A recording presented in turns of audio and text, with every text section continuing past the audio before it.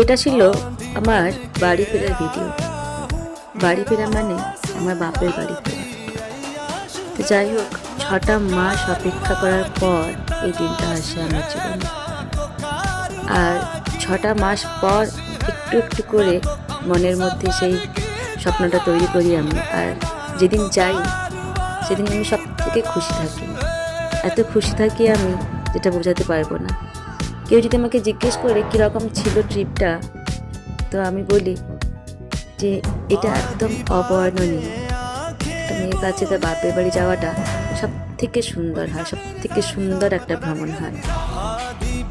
তো যখন আমি পৌঁছেই যাচ্ছিলাম, প্রায় আমার স্টেটের মধ্যে এসে গেছি, আর সব চেনা জানার টাচগুলো পাচ্ছিলাম, চেনা জানার গন্ধ পাচ্ছিলাম, মাটির গন্ধ, শাল জঙ্গলের গন্ধ।